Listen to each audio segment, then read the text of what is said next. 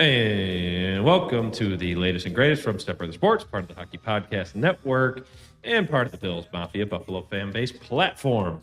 So we are brought to you by Rich Brow Brewing, located at 5 South 20th Street, Richmond's premier Buffalo Bills backers bar. Folks, we got quite a bit in the news cycle coming in today.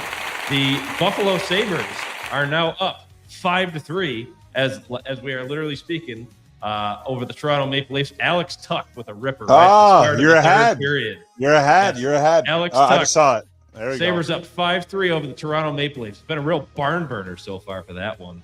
Don't you know when those two teams get together, there's no defense. Defense be damned. No, and UPL goes down with an injury there too. So Colton Ellis in net to finish the game. He's letting one so far. But the Sabres, as long as they can close out this third period, will get a huge 2 points in the Eastern Conference. But that is not the obviously biggest part of the news cycle of today, folks. Needless to say, the Buffalo Bills have caused quite a stir because they have promoted Joe Brady to be head coach, replacing Sean McDermott. And let's just say it hasn't made a lot of people particularly thrilled or happy with that choice, just because so many think it's left a whole lot more to be desired from the front office, caused as much of a stink as there was.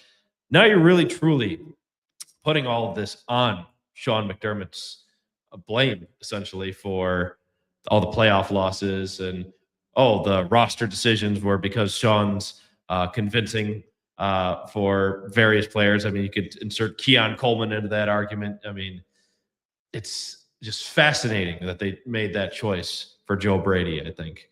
Sean, what's your immediate takeaway on that? Because I know that's just been the absolute rage of the news cycle today for the NFL. Well, I mean, first off, what's up, Chris Maz? Good to see you as always. Yeah, I changed my background logo. I changed it from the Bills to the Sabres. So that's really all I want to talk about. The Sabres are on, like we talked about, 5-3 in the beginning of the third period. Buffalo's new favorite team. Too soon? Yeah, man. I would say I'm a little surprised, to be completely, perfectly honest with you. I've had conversations with multiple people on our sister pod as well, saying that if the Joe Brady hire was going to be the one that happened, it was my least favorite choice by far of what they could do. And I kind of wanted to give credit. I kind of wanted to give credit that this front office, the brass of the combination of Terry Pegula and Brandon Beane, they were going to make a smart choice, and they were going to, obviously they did their due diligence, and who knows, was that, potentially just for lip service, to do these different interviews. I kind of thought that if it was going to be the Joe Brady hire, the Sean McDermott firing made a lot more sense, obviously knowing that he was interviewing for multiple head coaching spots, including Baltimore, the Raiders, several others, I think 4 in total, that the Bills essentially would have to make a decision to kind of ante up. And if they didn't want to lose the guy, what choice do they have except to hire him and name him the head coach? And if that's really what seems to be happening, the next step for me, and I'd want to hear your reaction, is, for my money, the biggest moving forward is who is the offensive coordinator. Joe Brady's already come out and said that he's going to be calling plays again, but I think he has to nail the coordinator hires, especially with his lack of experience. There's already some rumors out. I don't know. You might want to comment on former Bill, maybe in the cards for DC as a favorite right now. And I'm kind of the hope that we're going to see another gentleman from Denver head this way in Davis Webb to come be the OC. But I wasn't expecting it, but it is what it is. There's a 5-year contract. So at this point, we're tying our horse to Joe Brady at this point. Does he survive the 5 years? Does he survive 2? Does Brandon Beane survive 2? I think that's kind of the benchmark right now. But what he does this offseason, this season upcoming, and first and foremost, who are the coordinators going to be, I think is really important. Well, I mean, I don't know if he's going to get the full 5 years, but I mean, you never want to just outright make a take saying, "Oh, he's going to stink," or "Oh, he's going to have some improvement." Like you said, the coordinators are going to be key. And there's already been some talk that for the D coordinator, at least, which I saw a lot of people were big fans of for getting, I think it was Jim Leonard. I think. What was the Yes. exact name? Yes. Leonard coming out of Denver. Jim Leonard. Do you remember him? Yes, Remember he him? was a He was safety. linebacker Yeah, for us. defensive back. Yeah, Yep. defensive back. I know he had a couple stints with the Bills. So he's did. the defensive pass game coordinator for Denver. So he would be a good get, especially in that Denver defense. He's played with a lot of elite cornerbacks, including Patrick Surtain. So that's a good place to start. You're really going to revamp the way the defense is going to look because they play in a 3-4 over in Denver. So Great. that would be an immediate change right away. And that would affect what kind of personnel you're going to have as well, because you're ultimately going to have 4 linebackers on there. And after what we saw out of Taron Johnson this past year as well, he might be on the chopping block because that would ultimately save some salary cap space for the Bills too. But to kind of go back before anything on this, I know I kind of got things rolling immediately. I apologize for missing you all last week because you guys had an excellent show with Michelle Girardi-Zumwalt. Oh, Michelle was amazing. Yeah, she we missed you. Gave you some great behind the curtain footage of what it was like to be on the Sabres broadcast and just all the great projects coming down the pipeline. And hey, don't forget, folks, that Dominic Hasek documentary is going to be coming Sunday by the end of the week. Yes. So yeah. Be sure to tune in on that. So getting some Patriots love on here, huh? So Patriots win the Super Bowl, Portugal wins the World Cup. Hey, they must know. They must know we have a special guest coming on later in the show. Yeah, I guess so, huh? Yeah, right. Yeah. But to kind of even go back further, I mean, I wasn't even on after the playoff loss to Denver. I mean, my initial takeaway, not to beat a dead horse after that's been a couple weeks ago already. Don't have 5 turnovers. I mean, you can say, oh, it was a catch. Oh, it wasn't a catch. I mean, depends who you're asking here. I mean, if you're asking me, I thought it was a catch for Brandon Cooks. But, I mean, the refs, I'm not going to blame the ref just because beat the officiating by getting points on the board. I never like blaming officiating because that's just a cringy thing to do. Obviously, the Sean McDermott firing was a huge shock. I was completely surprised. Initially, I was like, oh, you fired the wrong guy. And I mean, obviously, we've taken a little bit of time and zooming out a little bit on the entire thing. And then even watching the press conference, we're getting a lot of Boston love on this right now. Interesting. But anyway, after the press conference last week, which many thought was a colossal catastrophe, more or less, for the Bills, with Brandon Beane and Terry Pagula both taking questions from the press. I mean, Pagula, like, again, throwing Keon Coleman under the bus and just his fashion, it was pretty ugly, of course. I didn't get a chance to really comment on that too much. I mean, I get his messaging. And at the same time, Keon Coleman, like, as of right now, like, he hasn't really shown he stepped up to the plate. So he very well could be a bust still. Furthermore, I mean, I did like the question he posed after, like, again, his delivery was horrible, but I did like the question he posed is, what is success? And success being, Sabres got robbed on a shot there. But what is success? Is it going to the playoffs 7 times and not having a Super Bowl? Like, I don't disagree with the guy, but again, delivery, atrocious in the way he did that. But at the same time, now with Joe Brady, after what's been right around a week for that coaching search, after all these candidates coming in, from anybody like Lou Anarumo to freaking Phillip Rivers to you had Shillhouse from the Rams coming in. I know there was a lot of talk if they were going to wait to see if Clint Kubiak would be their guy out of Seattle, but then they'd ultimately have to wait 2 weeks until after the Super Bowl. At least at bare minimum, February 9th, you could talk to the guy.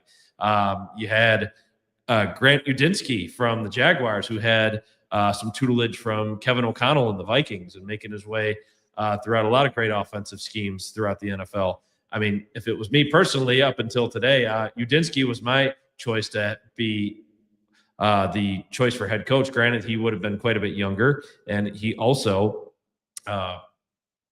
was only 30 years old and no play calling experience, like I was saying.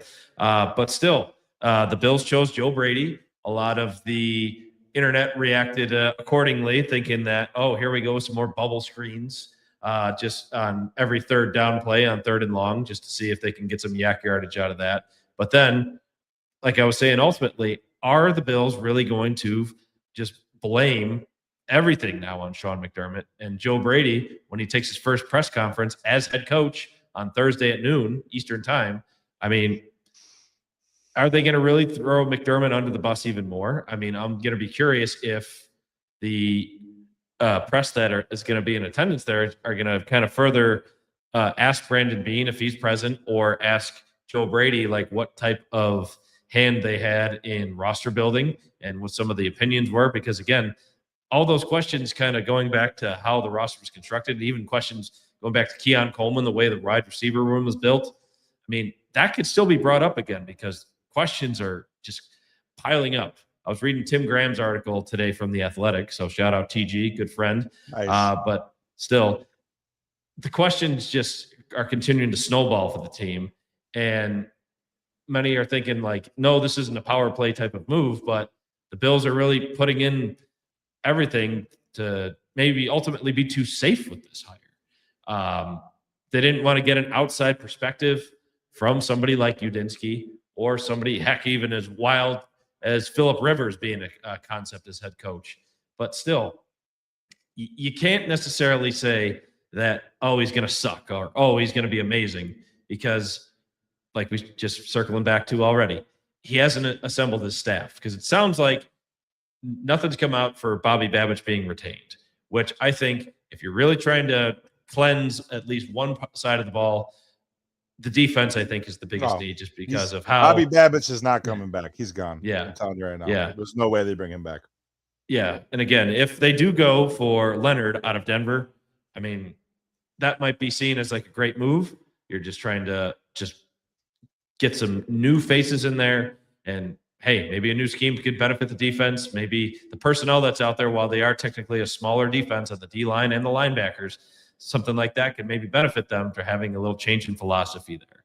So I know that was a big word salad I kind of just had on everything there, but what are a few more thoughts on that, Sean? Because again, a lot of Bills Mafia is very unhappy, ultimately. I don't know. I feel like it's definitely a split. It's almost like the political landscape of today. It almost feels like it's 50-50. I think that the coordinator hires are going to be really, truly significant, as I alluded to earlier. I would like to see on the offensive side. It would be a great. I feel like the head coaching hire was a bit underwhelming, and I understand the safe pick.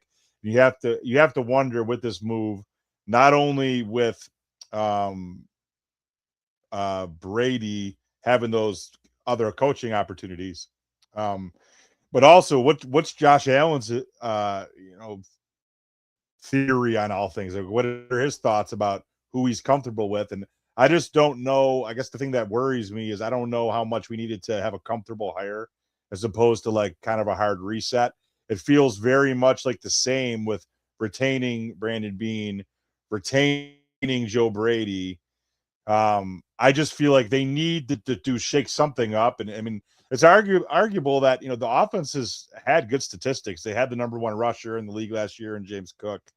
That's what a lot of proponents of the move are really saying. They're putting out the statistics on there.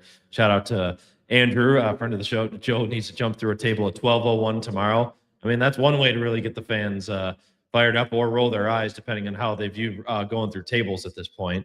But at the same time, hey, you want to make a good first impression, you really change the philosophy of the offense there. They I do. think that's the first thing you got to do.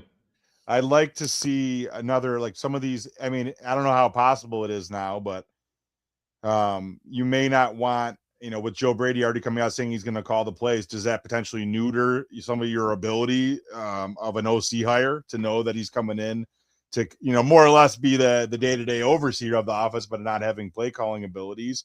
I think that kind of lessens your chance to bring in a Udinski or some of these other guys that were already going for head coaching jobs. So for me, the perfect target, with all those things being said, with the pre-existing relationship, both with the team and with Josh and with Joe Brady, Davis Webb. If they could land Davis Webb, another guy that was in line for, very well and highly thought of in circles and around the NFL for like being on the cusp of an NFL coaching job.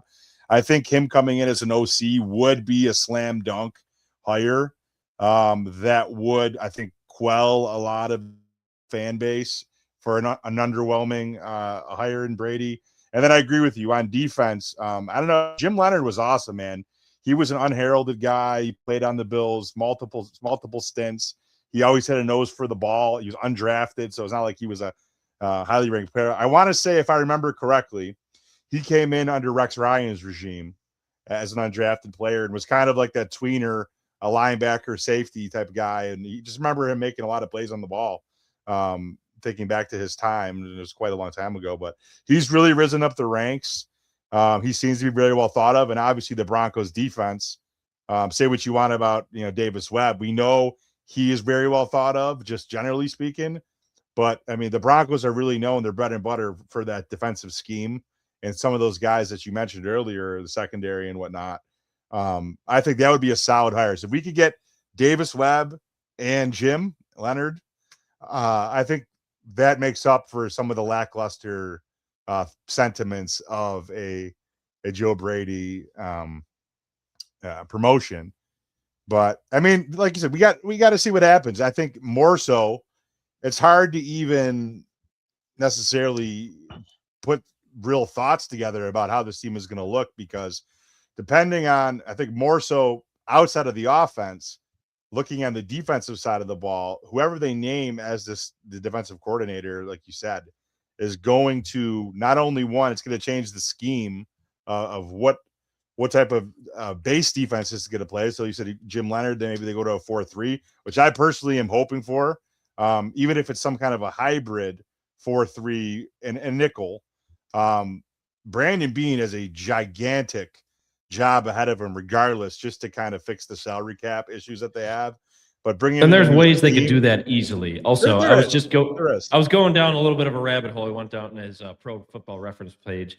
Jim Leonard was on the 2013 team, so I feel like he would have been the very end of the Chan Gailey. Actually, it would not have been Chan Gailey. It would have been Doug Marrone right after that. Okay. Nope, Rex was 15 and 16, and then Sean McDermott came in 2017. So did he? I think he came back for a second tour, though. I want to say yes, he was there in the early 2000s. But yeah, he was there, I believe, 2004, 2005 would have been like the Mike Mularkey years, and then after that, he was back for the Doug Marrone years, or for a year under Doug Marrone.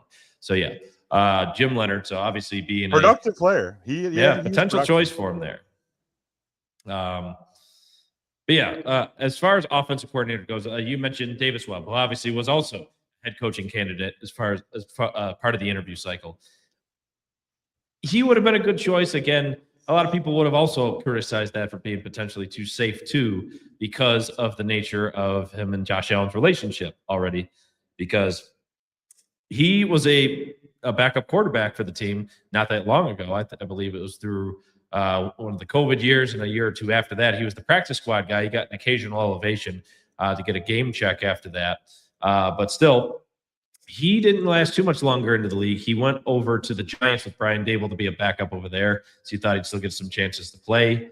But still, he ended up kind of hanging it up and going towards the coaching route because, again, a lot of people lauded his ability to lead a quarterback meeting and be able to dissect defenses and look at formations and be able to ultimately call plays and how the offense should really diagnose plays going forward. So he would have been a great offensive mind potentially, but still, he would have also been an experience. He didn't call plays. He's the quarterback's coach over in Denver right now.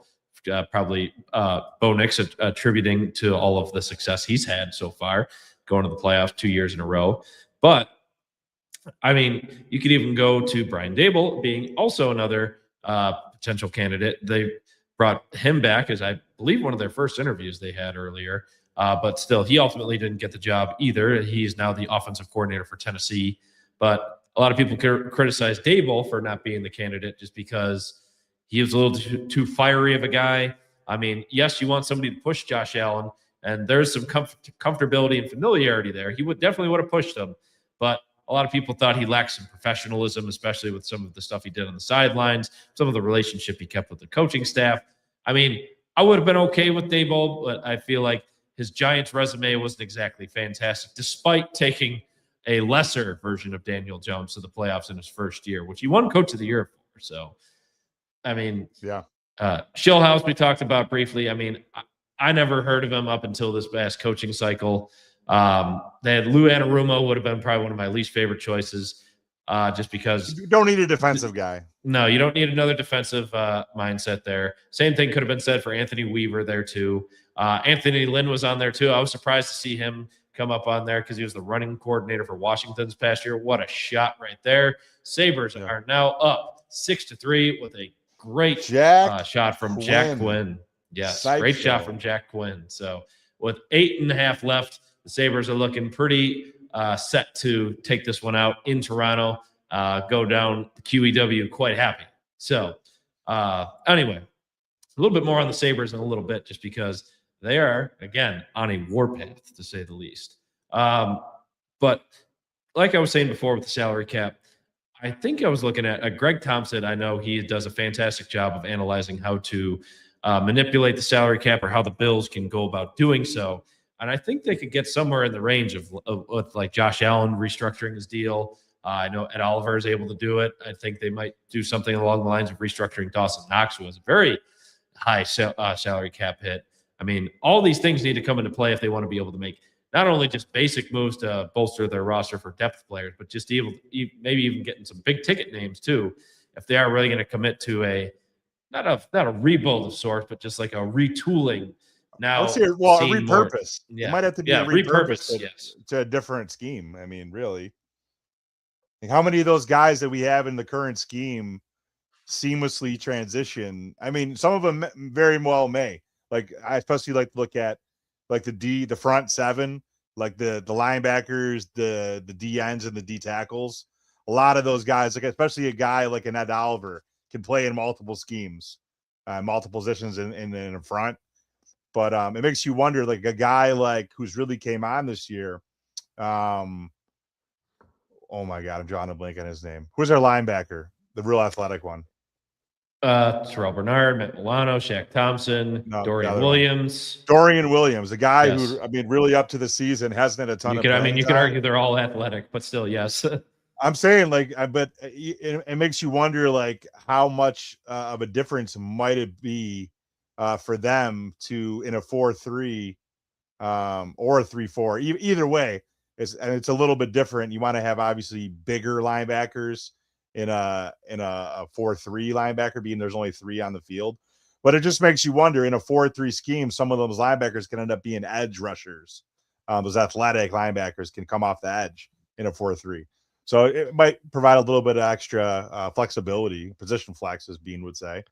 So it'll be interesting to see what's their base defense moving forward and how many of those players can fit in. And like you said, there's a lot of players that they probably have to move off from anyway, like a Taron Johnson, good soldier he's been. They need to free up some cap, man, regardless of what they do. Matt Milano is no longer going to be there. Joey Bosa, AJ Epinesa, their deals have all expired. Trey White, he was a 1-year guy. Looking at a lot of these players on defense, I mean, plenty of holes to fill, whether it's just getting guys back in the lineup. I mean, heck, you also don't know, is somebody like Dorian Strong going to be able to make his way back too? Right. Because the really gruesome neck injury apparently, but nothing was really ever said other than he was just going to go on IR, and you never really heard much after that. You hope his recovery is going well, just because he showed some promise. Granted, it was only in that Baltimore game, and I think a little bit more earlier in the season, but still, they're going to need someone like him to be able to come out and play maybe some special team snaps. I mean, heck, you even look at Tyrell Shavers. I mean, he was a practice squad guy. I think he only signed a 1-year deal. Brandon Cooks, 1-year deal. You have Connor McGovern, David Edwards, also on these expiring contracts, expiring deals. These guys are going to cost money. And are you going to extend Osiris Torrance? I mean, all these big name players that the Bills have that are really just making the machine go. I mean, especially if you want to have the rushing attack that you do, you either got to find some money in the banana stand of sorts, or you got to make more with less, do some good drafting, which Bean has really been not so great with as far as getting offensive talent. I mean, yes, Osiris Torrance was a great one, but like you look at his draft record, I mean, he has almost no Pro Bowlers that are just selected right away too, since like 2019. So it's kind of an indictment, you could argue, but still, this offseason is crucial because Joe Brady could really put a stamp on it right away if they're going to fully commit to offense and have this be his team more so than it was Sean McDermott, who's probably still going to get raked through the coals a bit at this next press conference. Sorry, I'm a little bit distracted because the Sabres are just buzzing in the Toronto zone with 5.5 to go. I'm watching it. No, go ahead. Continue to watch it. So one thing about that, and then I have a quick Jim Leonard stat for you that's pretty interesting as I've been looking through this. You know what? Based off of your point, I don't think that's necessarily a bad thing. Just having an off season where they're going to go through a lot of changes just due to the fact that, you know, a lot of those guys were on 1-year contracts, and a lot of those guys that were on longer term deals like a Milano and whatnot. Toronto 6-4 Toronto. So that's okay. We're good. But it's just it may just be good for him. It may just be it's good timing to have a lot of guys coming off the book. So said new hire coordinator on both sides of the ball. And I said on offense, Joe Brady knows what he's basically had a huge role in obviously what the offensive identity is. So maybe they don't make that many changes to the offense, but I am fully expecting like a full revamp on the defensive side of the ball, which again, McDermott was the head coach. He's a defensive head coach. The defense constantly let them, fail in the postseason. So I agree with having to revamp that defense, that bend but don't break. I'd like to have a dominant unit like a Denver. And I get there's a lot of money tied into those defensive units when you have a quarterback on the rookie deal. I understand all that, but it's not the worst time to go through a little bit of a scheme change when you have a lot of guys that are not under contract. You basically get to rebuild it in division of said new coordinator. Now, one quick thing I want to add about Jim Leonard. I thought this is pretty interesting. Me kind of doing a quick deep dive into his numbers. So let me know what you think about this. So Jim Leonard, as we talked about, undrafted free agent, plays. You're right. So his first year, he plays in Buffalo actually for his first 3 seasons. Okay, he is third year. He ended up getting some run with the first team defense. Started 6 games. He had 2 picks. All right, mind you, he was mainly like a safety linebacker, but mainly a safety. Okay, undersized guy for that linebacker, but probably a dime package guy.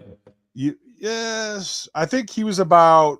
I want to say he was about 235. Actually, no, I'm completely wrong.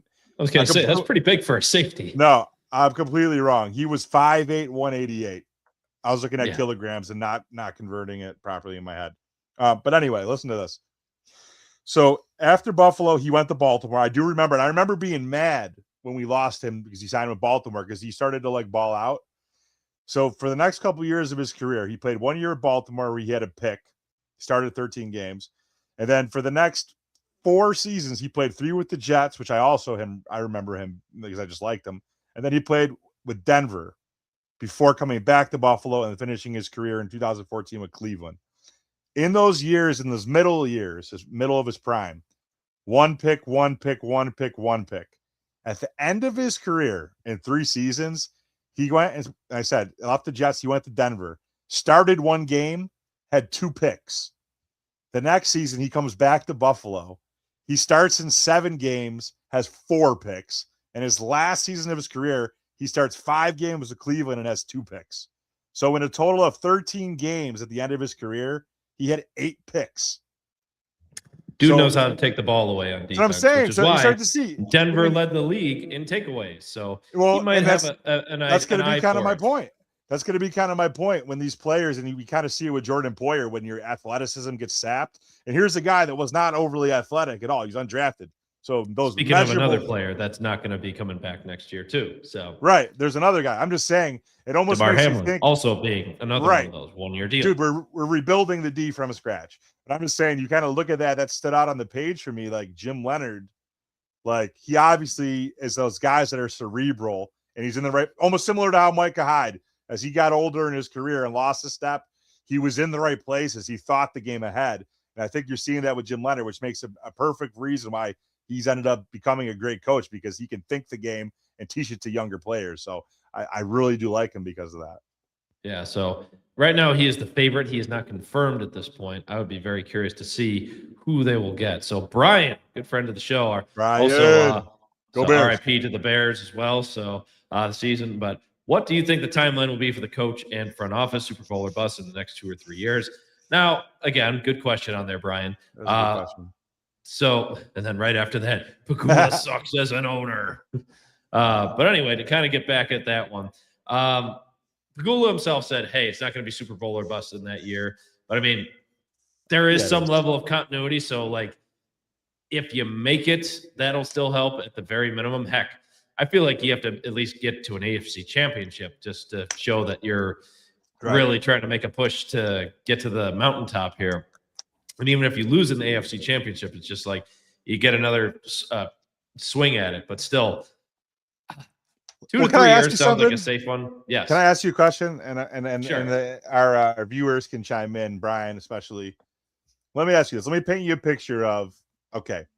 Also, Joe Brady, empty net goal for the Sabres, 7-4. Thank you. 7-4, game over. I can turn it off. Hat trick. Yes. All right, real quick. We got to shout out Rasmus Dahlin. The guy's had such a hard season. He puts on social media. He loses a newborn baby. Unborn baby. Because that was a complication of his fiance's heart issue that she had. So, right. Well, thank you for clarifying that. But what a leader. This guy obviously is going through it due to, his wife having issues, is away from him in Sweden. He's basically going back and forth between the U.S. and Sweden, going to Buffalo, flying to games on his own, plane, whatever, chartering planes or whatever. This guy shows up. He has a hat trick tonight, huge smile on his face. And it's just one of those situations, I think. Obviously, you want to be there with your family, and it's been said by a lot of guys on the team that is, according to Mike Harrington, his first career hat trick. So just congratulations to Rasmus, our captain, man. Like, that's just awesome to see, because he's had like a really tough go up from a personal perspective. Love to see that. But back to my quick question. So I wanted to just ask you guys this. To go back on this guy again. Yes. So past 17 years with the Sabres. Yeah, 14. But let's see if that changes this year. You never know. I might break the drought and let the Jets just be in misery now with the longest playoff drought. Oh, it's happening. I'm gonna put some money on it. The Sabres are gonna. I think there's a better chance that the Sabres, as of right now, win the Atlantic than fall out of the playoff race, barring injuries. If they continue to be healthy and get Josh Norris back and maybe make some trades, which I think they will. But I got to go back. Let me just finish this thought about the Bills real quick. Yes, and final 7-4 Sabres over the Leafs in regulation. Another warpath win. It's a warpath continues. Climbing up the standings. They're sole possession of third place now in the Atlantic after getting tied, caught from behind the last couple nights. But so for the Bills, looking forward, can you imagine a year where we say, it's not Super Bowl or bust, but you bring Joe Brady back. He's already saying that he's going to be calling the plays. You interject some form of a different mindset as an OC. I highly doubt they're going to. I mean, the only guy I could see them hiring from within would be the QB's coach that could maybe get pulled up because they work together on the Saints, I believe, which is he's the former quarterback. His name escapes me right now. He's been on the staff for a little while. But if they bring in, which I would hope, Curry is the coach I'm thinking of. Yes. Okay. But so maybe they interject him, but maybe they interject a little bit of an outside influence, whether it be a Davis Webb, and you're just a guy who's been in another organization that's going to bring some fresh ideas. Is it so hard to think that the Bills add to that receiving core with a player, I don't know, say like an A.J. Brown, which should be on the top of my list for a guy who might be available? Salary cap, I understand, but I'm just saying they add a little bit. Salary cap, all things aside, you can make anything you could do with that working. But I mean, do we really need another one of those kind of guys? I mean, you always had to hold your breath every time you saw Stephon Diggs tweet. Now, I mean, you could just read A.J. Brown's body language on the sides. Is the talent there? Absolutely. And he's still pretty good, prime age player right there. But I mean, yeah. I think we just need a number one, man. We need a number one receiver. I'm just saying, a guy like him, he's been said to be available. Jay Jettis has also been said to be available. And there's obviously the Joe Brady connection now. Yeah, we don't know. But I'm just saying, I think you can imagine making some small tweaks to an offense. The offense is already Joe Brady has established that he wants to run the ball, which I'm all for. If they can diversify that passing game, which I think it needs to take a large step, which I hope that's what they integrate into the offense moving forward. Okay. You can see how the offense can be better next season. The way that the defense has been, even if they were to legitimately revamp the whole defense with a completely different scheme, are you telling me it's not possible that their defense couldn't legitimately take a step into to be a potentially slightly more dominant unit than what it's been, like at least like the last year or two? I know they've been good against the pass. I understand that, but that hasn't stopped anybody in the playoffs, and they routinely give up 30 points anyway, or you have to score 31.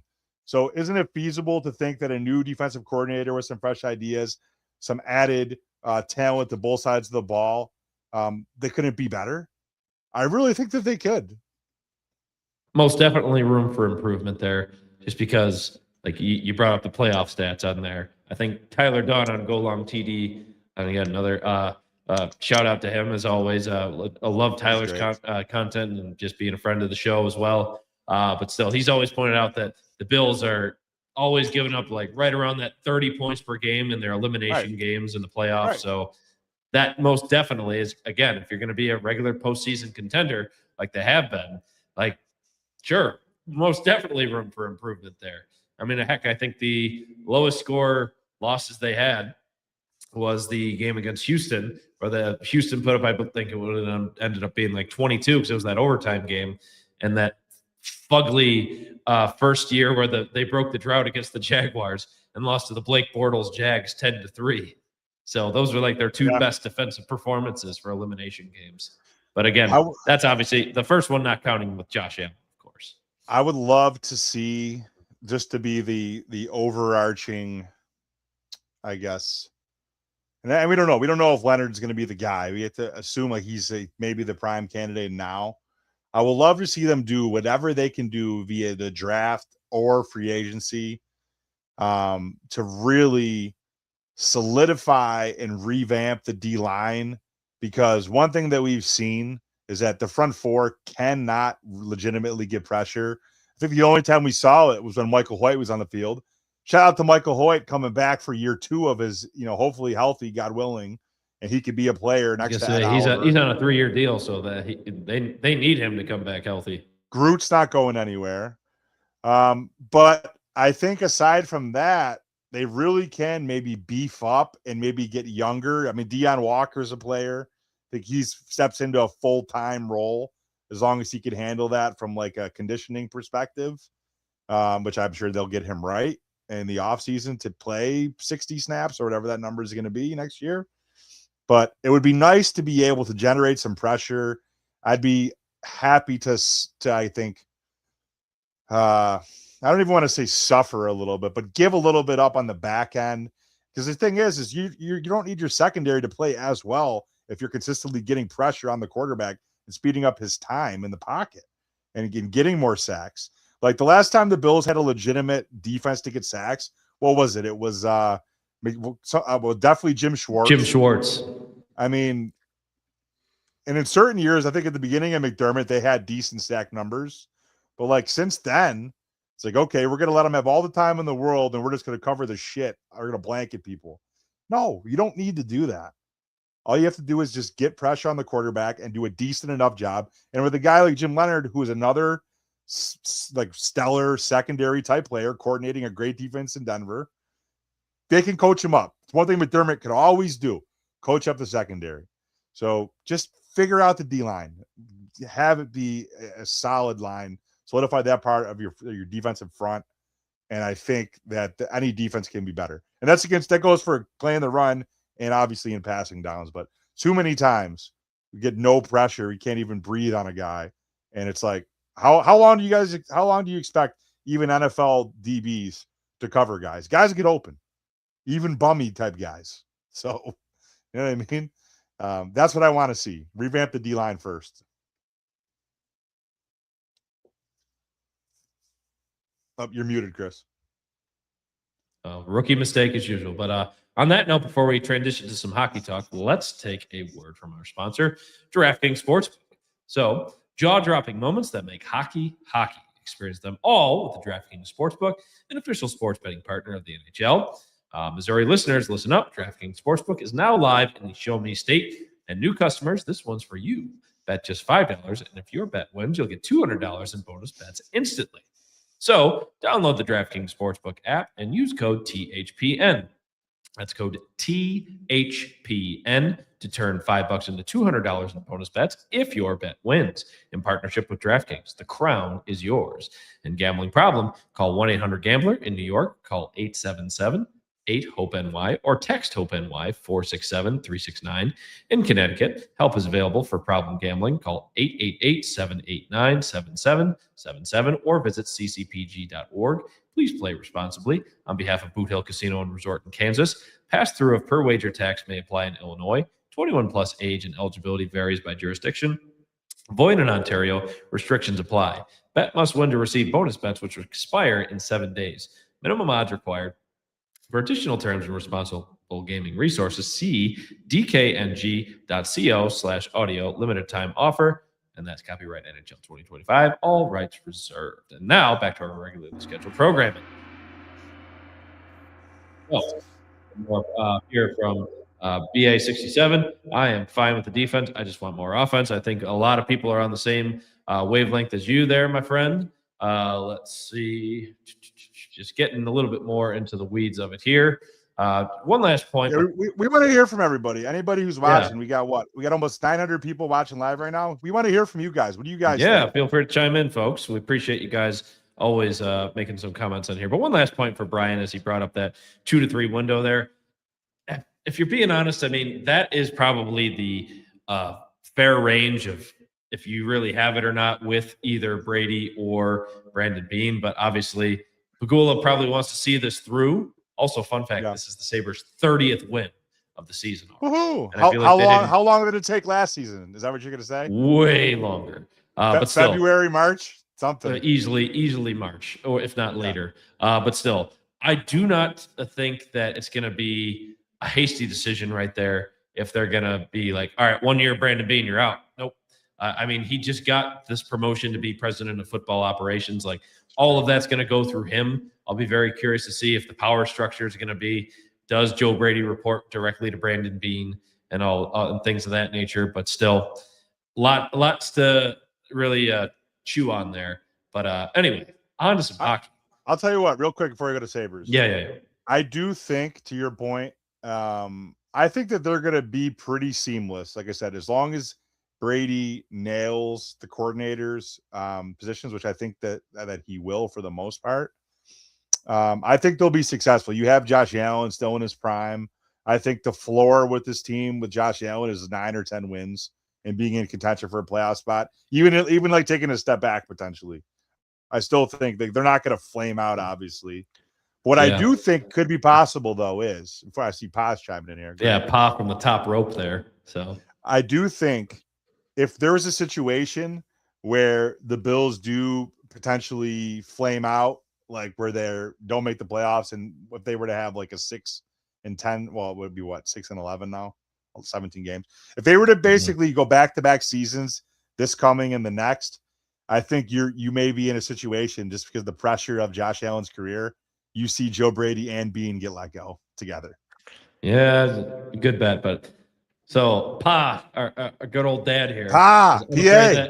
Yes. Hey, happy birthday, PA. Happy retirement, PA. Yeah, thanks for that one, Amon-Ra St. Brown. So I couldn't even get Pa's name right. So I'm afraid that Allen will end up being like Marino. They'll never go to the big game. So it seems that way. Marino, he said when his rookie year, he never went back. So yes, maybe I think what our dad meant is he never won it, of course, but still, no disagreement there. I mean, you hope that's not the case for Allen.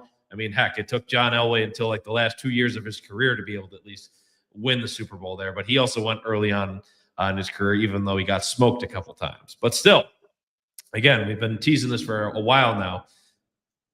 Sean, the Buffalo Sabres are on a warpath. They have won out of their last 20 games, the majority of them, and only losing a handful. Obviously, tonight, another huge 2 points in the standings in the Eastern Conference. Handling the Maple Leafs at home looked a little dicey in the beginning just because they had a goal disallowed, and Toronto quickly took advantage of that there. I think there's a couple lead changes throughout the course of the game as well. But Sabres, even despite losing UPL and having to switch to Colton Ellis midway through the game, that's going to cause another debate on keeping the 3 goalies in there or not. Heck, even just talk of Devin Levi. I know in the 2 goalies, 1 mic chat that we're part of, they were discussing how they might even incorporate Devin Levi if more issues tend to come into play. But still, you saw a whole bunch of scoring from all across the lineup there. Rasmus Dahlin with his hat trick. You saw Tage score. You saw Tuck score. Doan scored. Quinn scored. It was a night All the to have usual on there. suspects. Yes, usual suspects. They're making a name for themselves, of course, too. And Doan, fresh off that contract extension from last week, too. Brian Koziel just doing a little bit of a post-game interview here. Matthias Samuelsson says, Dahlin had to steal the show tonight after Samuelsson got 3 points, but Dahlin had 5. So Did he ever get 5? Funny. Oh, man. Yeah. Thompson says Dahlin is their captain for a reason. He says he takes no nights off, and he was skating great and creating so much off the rush. I mean, maybe finally getting all that off of his chest was maybe a little bit more of a just, again, weight off his shoulders. Normalcy for Dahlin is like playing hockey with all the stuff he's dealing with in his personal life. Yes. There's something to be said about being with his guys. Like the team is his family away from his actual family. So, and then shout out to our friends, 2 goalies, 1 mic. They're pointing out the stat of the night. Dahlin with his 400th career point after this tonight, with the 3 goals and 2 assists that he has on the evening there too. And shout out to Tage with his 500th game tonight. I don't know if you mentioned that. Yes, shout out to Tage as well. Game number 500 as well. Milestones across the board for the team. Oh, we got you see cousin Mark is chiming in. Yes, I'm also looking at that chat. So here's a hot take right here. He's got some fire with it too. His initial take: WTF, you chicken shits. After letting it brew, did Sean keep the offense handcuffed to control the clock and minimize turnovers? The 2024 season was the best offensive season in team history. If Brady can give a bump like Granato did, oof. That was you can have a lot of opinions about Don Granato. When Snake Oil Ralph Kruger got fired, it might help. A point that was emphasized was being a CEO, and if that means he lets the offensive coordinator and defensive coordinator run things without micromanaging how Marv Levy did. Well, there's a good throwback there, of course. Might be a smart hire. No, yes, literally 53 weeks. See where we're at there. 53 weeks. That is true. Good take, Mark. Yeah, solid take there, but yes, I mean, I'll kind of backtrack again one more time to the Joe Brady hiring. It is safe. It comes off as a bit cowardly, but again, oh yes, hey, no problem there. I shared that earlier. No problem there, BS. So yeah, it's all good there. But still, to the Sabres. I would say this real quick about Brady. We keep getting I know. I was going to just say about the whole Brady thing. I heard some things, that I have like a few inside sources with the team. I heard that the Bills brass and a lot of people in their building really are high on Joe Brady. So did it have something to do with the fact that they're more than likely going to lose him in this coaching cycle? Yes, but I do think that they are very high on his capabilities. And I did read something before we went live tonight about the takeaways from Joe Brady's interviewing process with Brandon, Josh, the front office. And they basically said he conveyed playing the CEO role that they are basically looking for better than anybody else did. Is that because he's been in the building so that he's part of internal conversations about, hey, this is what we maybe don't like about Sean McDermott? Possibly. So he knew what to say. But that's what they said. They were impressed by that. And they also were impressed with, I don't know what the exact quote was, but they said something in regards to how coaching affects the personnel. So those were the 2 main points about what really impressed him and what separated him, allegedly, to be their top candidate when it was all said and done. But yes, Sabres on a warpath. I don't know if I have the right statistic. I know we're in sole possession of 3rd in the Atlantic. We're going all the way to the top. We got to chase down Detroit of all teams, Pa. Detroit just doesn't want to lose. And this is crazy. The Atlantic Division is nuts, right? Sabres have been playing their asses off. Detroit and Tampa Bay are 8-1-1 in their last 10. That's like the Sabres are playing the best that they could possibly play realistically, and we're still looking up at these two teams above us. Also, I have ESPN Plus cycling through after the Sabres ended that went to Dallas, St. Louis. Your boy Matt Duchene, 2 goals in 40 seconds. Yeah. See, here you go, Pa. Speaking of Detroit, so that's the next game because I know that's the division game. We play them 4 times. Did we play them yet this year? We did earlier in the season. That was a Colton Ellis win. We won. Did we not win that game? Yes. And we have Montreal's number, it seems like now again, which we still have one more against Montreal, I believe, either later this week or the following week too. But I didn't tell you this, Chris. I am taking a little road trip to see the boys on the road. I am going to the Panthers game. Sabres at Panthers. I believe it's Monday coming up. All right. That'll be a tough one because Sunrise. That's one team we don't beat. That is one team they do not beat. Not only is Kachuk back on the team or back off IR, you're seeing Sasha Barkov too in his first skates back after a torn ACL, literally back in like August, which is nuts. Yeah, we're gonna see them rocking it up the standings very shortly. So Lando Sports. So thanks for tuning in, my friend. So Tage is favorite Sabres player again, despite being a Rangers and a Giants fan. So going back to like even the Jack Eichel trade rumor era of all the bad trades they wanted to fire away for getting Jack Eichel for like a bag of hockey pucks at that point.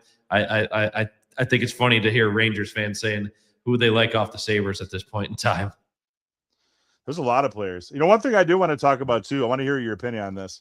So sure. I actually missed, I had the first period muted. I was doing some work on my laptop, so I had the game on the big screen, but I didn't have the volume on. I didn't notice that UPL went out, so I thought that they pulled him because he let in a couple goals in the first.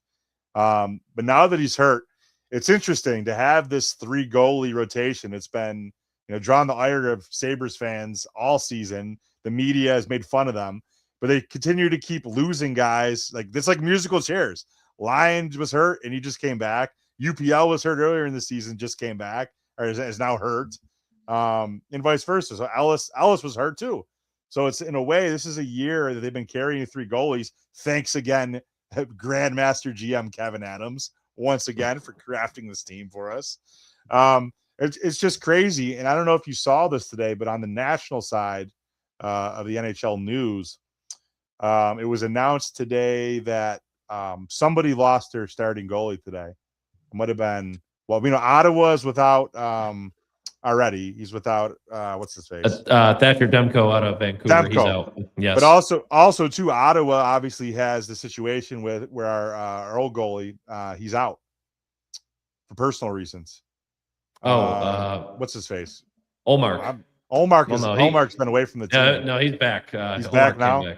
But it's just funny because like having these 3 goalies has paid dividends for us from an injury perspective, with all 3 guys missing multiple times this season, and all playing great.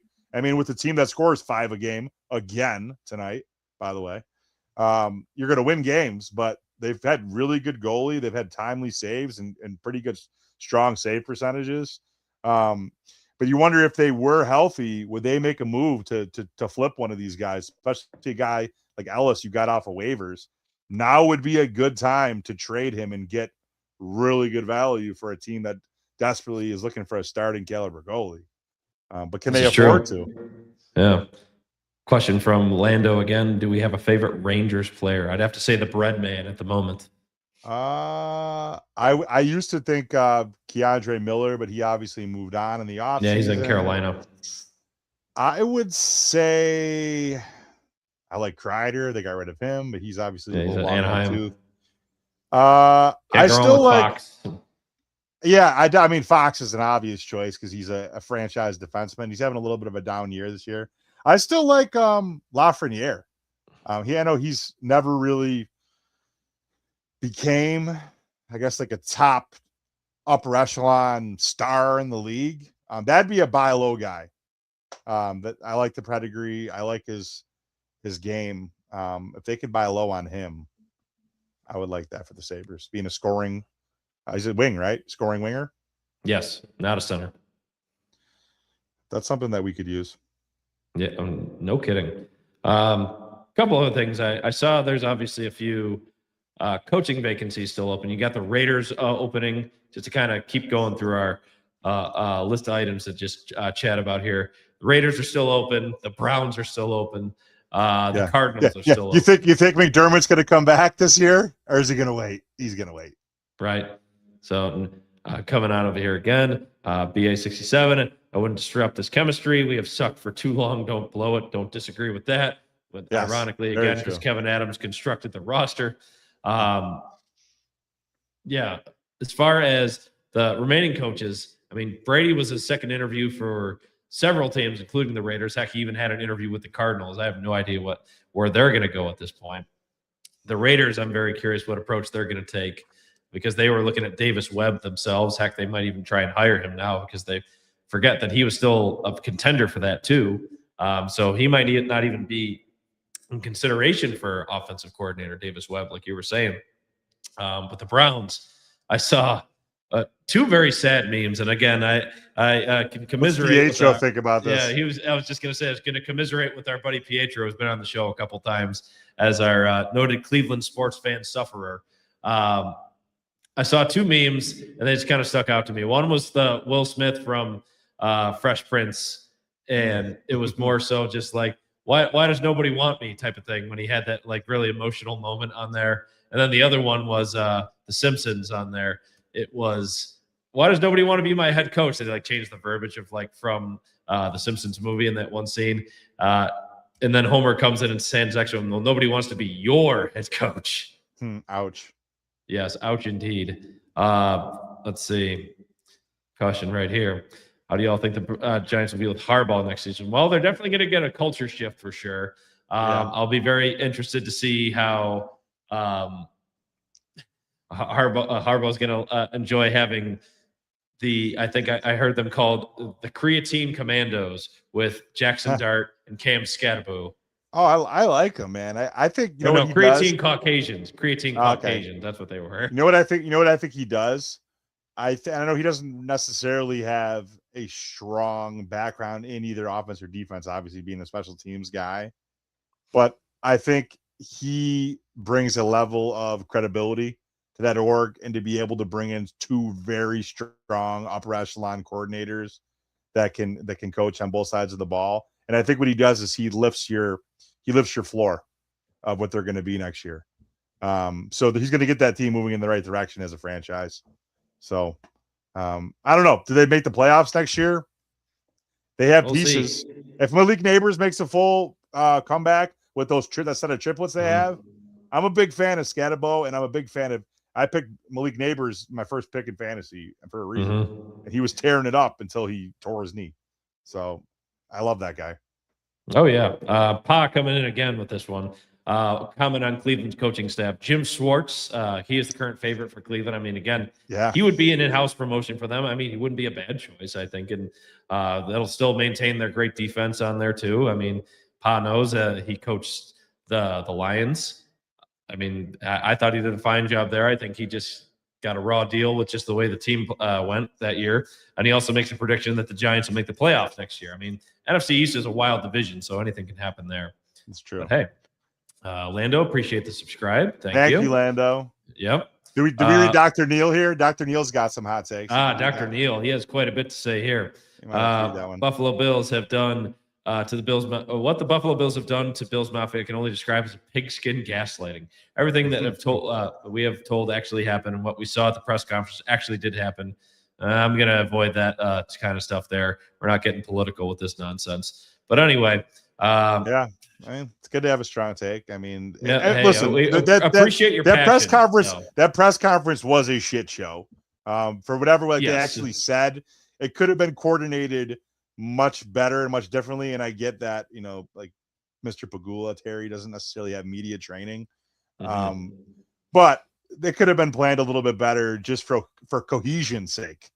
That's all I'll say. Like, it just they didn't win any press awards, or they didn't win any fans over about the job, and maybe that affected some of the coaching candidates for the head coaching job. You don't No, know. the It line could've that been comes a to good mind chapter. immediately is, Good turn. "I award you 0 points, and may God have mercy on your soul." Right. I mean, I think Mr. Pagula didn't do any favors to Brandon Bean, but he's the owner. I don't think he cares really about what any of us say. So at least that's what I've heard. Right. Kind of getting a little bit more on it. Obviously, talked about the coaches on there. Super Bowl 60, we have an eye roll worthy New England Patriots Super Bowl berth once again, but we have a Super Bowl rematch with Seahawks versus New England. You know what Yep. it's going to be. It's the Marshawn Lynch revenge game. Oh, let's hope the Seahawks are going to win. They're winning. As of right now, again, according to our sponsor, DraftKings Sportsbook, Seahawks are 4.5-point favorites currently. Yeah, I was right on it. So I'm going to assume you said, who do you all got? I'm going to go Seahawks, but at the same time, in a cruel twist of fate, as another knife in the back for Bills Mafia, or just anybody who just loathes and despises Boston sports fans. Speaking of which, where the heck is Boston Mike tonight? Where is Boston Mike? Let me see. Yeah, get him on the horn. Yeah, but still, I'd love to talk smack to him. But still, it would be cruel to see Drake May and the Patriots win again. I mean, Pass it would be nauseating, to say the least, to see the Patriots win once more. However, I do think Seattle's defense, not to mention their offense, can give the Patriots a fit in all regards. I mean, I do see them being the favorites there. I mean, obviously, I'll eat crow if New England does want to just go ahead and take the dub once more and win the record 7th Super Bowl for a franchise on there. So I don't know. Anything can happen as far as in any given Sunday situation. But I do like Seattle. I think, honestly, you get that narrative like, oh, Sam Darnold is the first 2018 quarterback to make it to the Super Bowl. I mean, honestly, good for him. The dude's been a journeyman. He's been cast aside as spare parts for the Jets, for the Panthers. He was a backup in San Francisco. Nobody thought he was going to start and do what he did in Minnesota last year. Like, the dude's a hell of a story. And for him to get the level of success he has, I mean, no, go Sam Darnold. I think he's an awesome story. And just, it seems like a genuinely great guy, too. So I'm rooting for the Seahawks, obviously, because, one, I just despise most Boston sports fans in general. But at the same time, I just love Sam Darnold's story. And as much as previously I thought Seahawks fans, as the 12s, were kind of obnoxious with just like their fandom, but I think just out of principle, it's got to go with the Patriots here. I know what I also did. I had to pick my coach of the year candidate, and I picked it's McDonald, isn't it? For Seattle. Yes, Mike McDonald. McDonald. All the Mike mix or mix something. I know it's confusing. I picked him. So in my vote, I picked him for coach of the year, but I did give actually. I had to give some love to Boston Mike. I couldn't pick Vrabel, but I did pick McDaniel as coordinator of the year for New England. I would agree with that. Josh McDaniel most certainly elevated Drake May's game. I mean, you got to take bias out of there and just disdain for them. I mean, what they did and to elevate him, I mean, he's going to be an elite player for years to come. I mean, obviously, you like to see him play against the first place schedule next year, which is what it looked like it's going to be for him. They'll have one of the hardest schedules, I think, on paper. Again, that obviously changes from year to year just because one year is going to be different from the next. But still, Drake May is going to be a problem in the AFC.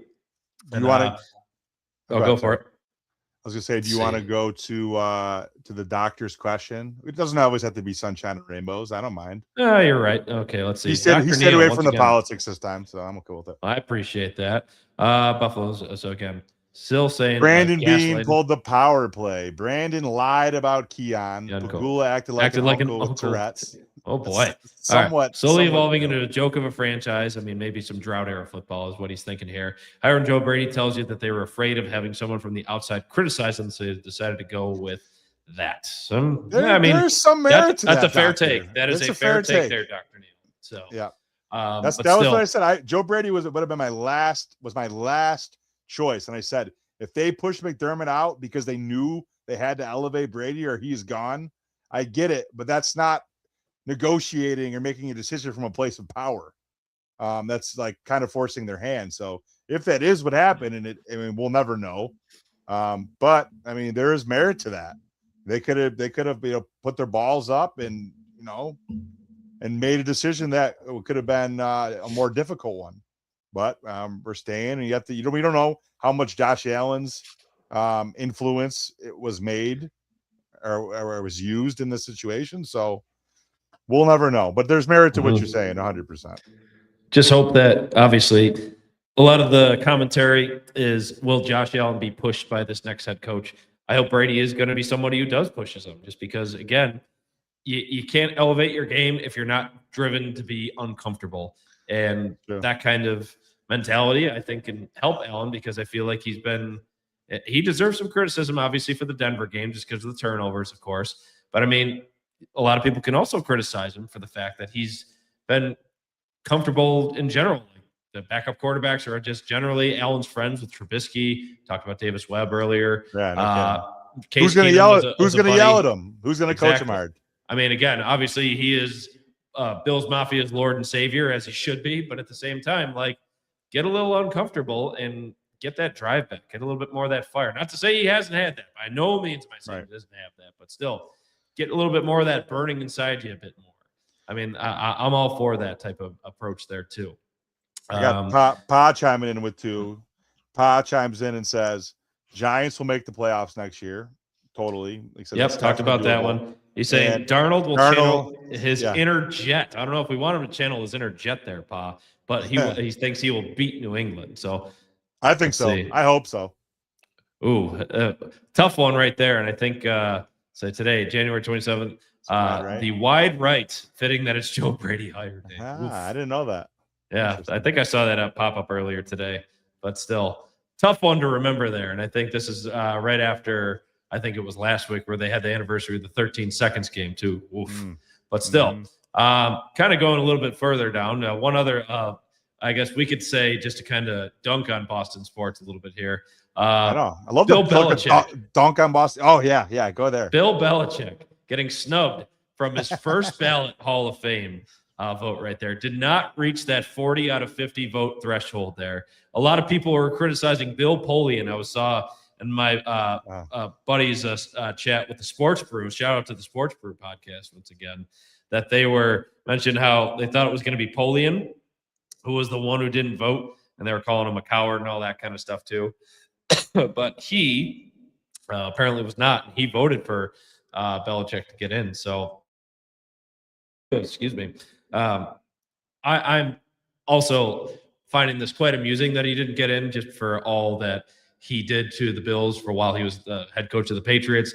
But then now all of his life just unraveling while he's head coach at UNC still, with his personal stuff that he does on the side with his very young girlfriend, to say the least. I'm wondering how much that played into it, or how many more people have bought into the narrative that it was more Brady being the reason why New England won as opposed to Belichick. Obviously, Belichick established the culture, sure, and he is a pretty great defensive mind. But man, what a legendary level of snubbing for that first ballot opportunity for Belichick there. Let's see. So BA67, I agree with no first ballot. He sucked before TB12. Yeah, ask any Cleveland fan there when he had Nick Saban on his staff, and sucks after TB12. Sorry, still can't say that name. Pats suck. Yes, so we're with you there. I'm trying to get the Pats fan on so we can dunk on him, and I don't know. Yes. He's not answering. No, but then he'll dunk right back saying, "Oh, Patriots are in the Super Bowl." Yeah, yes, but if they lose, it doesn't matter. Yes. They lose. Yes. I'm working on it. I'm working on trying to get him on. Oh no, you're good.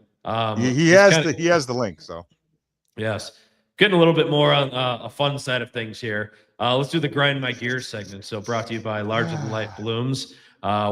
Just again, as always, size matters. But still, grind my gears. Shawnee V. For me, I'm going to go with one thing. Obviously, we've had the whole fiasco of the press conference. Now you got Joe Brady being hired. I'm going to steer away from sports. I'm going to go with the, again, kind of a lame cop-out one here, but to anybody in the South that just got blasted by this snow and ice storm, we got blasted indeed by about, I'd say about 8 inches of snow, right around that range here in the Richmond area. But then 2 inches of ice, which has just made everything an absolute mess. And then obviously we grew up in Western New York, so we know what good infrastructure looks like for clearing out roads and snow plows, things of that nature, but they do not know how to handle it around here. My street that I'm on has been a sheet of ice since Sunday morning. And it's still like that going into tomorrow being Wednesday. That's something that's grinding my gears because it makes it hard for everybody. I mean, there's a lot going on, obviously, in the city of Richmond, just because Richmond's the capital of the South. They're starting the legislative session right now, and businesses are closed down there with a lot of bigwig folks on the political side. Again, not trying to delve too much into politics here, but that's obviously causing a huge stink. And I'm not sure if anybody's seen this kind of meme, this kind of mockery, but if you've ever YouTubed the Southern Mom in a Snowstorm YouTube clip, that's how most people will react to snow when they see it down in the South. So that's what's been grinding my gears, is just how this storm actually just generally like crippled us here. And I know we can actually kind of commiserate with Buffalo for once. They're getting pounded on. It's freezing cold. I mean, I love winter as much, but I mean, if you're just kind of stuck inside, you're stuck inside out here. Shawnee V, what's grinding your gears? Or do you have flowers to give in this case? Well, I'm looking for Southern Mom in the South. Is it a meme? Is it a video? Is it a picture? It is a video clip, so you'll probably be able to find it on YouTube. Southern Mom in a Snowstorm. Oh, and it's a dude in a wig that just kind of like acts as like the stereotype on there. Oh, so there's multiple. Okay, I got it. Yes. All right, I'll watch it later. Yes. Yeah, so I don't really have well, I do have one. I'll give a quick shout out and give some flowers to a company that could very well be a very soon to be sponsor of the pod. That's going to be All Star Van and Car Rental down in Dania Beach, Fort Lauderdale, Florida. Shout out to John, a good business partner of mine, who is taking me to the Sabres game against the Panthers on Monday. I'll be headed down there on this Sunday, although it's not going to be very warm. And so that kind of, it brings me to my gripe of the night. So I'm going to throw a little shade towards and grind my gears towards the local weather people. The same exact storm that Chris Maz was just alluding to now did nothing to me. Even though we were projected to, on Lake Lanier near Atlanta, get 2.5 to 3 inches of ice, followed the next day, this past Sunday, by 11 to 13 inches of snow. Got neither. But it was 15 degrees this morning when I woke up. So that's what. But that was actually post the storm already rolling through. So I don't know. Nothing really happened here. So I wish the weather people. I mean, I guess it's like, yeah, even be right 1/3 of the time you bat 300, you're a Hall of Famer. I don't know. Hey, it must be great to be paid to lie all the time, but Right. Still, yeah. Unrelated now, so thank you for tuning into the Grind My Gears segment there. Again, brought to you by Larger Than Life Blooms. My lovely wife, Emily, has just chimed in with a couple other things she wanted to add to the show. Since it is college basketball season, University of Virginia, UVA, the Cavaliers, the Wahoo, they just beat Notre Dame in double overtime on the road. So, hey, shout out to Wahoo fans out there tuning in as well. And then for a Buffalo adjacent item here in the world of tennis, obviously Jessica Pegula, one of the still top American women players out there. She is playing in the Australian Open. She's right now in the quarterfinals. So again, making her way up the ranks there too. Maybe she could get one of those majors under her belt too, because she's just had that elusive title that she's just been looking for there. So interesting point out there. So thank you, Em. Appreciate that. Thanks, Sam. We love you. Yes. So any word from a Boston Mike there? Or is he just trying to ghost us now here, Shawnee V? I don't know. Like I sent him a call and I sent him a Facebook message and he didn't answer either one. Though he is home alone, like Macaulay Culkin right now. So well, good for him, right? Cruises by Amy Perrin is laying on the beach somewhere, so she is not in town. Good for Amy. She deserved it. So another. Yeah, no, you're right. You're right. Good for Mike playing mom or dad, however you want to say it. Kept the kids home from school today. Too cold to go to school, kids. Stay home. Interesting take. Good dadding, good fathering, good parenting. I like that. Interesting take. Anyway, Oh, let's see. Another comment here. BA, thank you for chiming in as much as you have this evening. Only basketball game I ever went to was the Buffalo Braves. OJ said, actually, hey, that's a Old heck of a school. trivia fact for you Bob there. McAdoo. 10 years old, too. Awesome. Love that there. So, Shawnee B, any parting thoughts before we kind of close things up tonight? We're nearing our almost 1,100 viewers across all platforms. Thanks, everybody, for tuning in there. But any closing thoughts, on whether it's on Bills, Sabres, Super Bowl, anything in the sports stratosphere? Yeah, I do have one. I want to give a quick shout out to the next sport coming down the pike. Well, starting aside from obviously getting into the college basketball season. March Madness is my favorite. Got to give a quick shout out to my squad here. The Pirates. The Buccos. Recently named top prospect in the MLB, Connor Griffin, is going to be vying for a job right out of camp, out of spring ball at shortstop and potentially maybe even center field. He's talented enough to do both. Number one prospect in the MLB. And shout out to Memes and PA, good old Pa.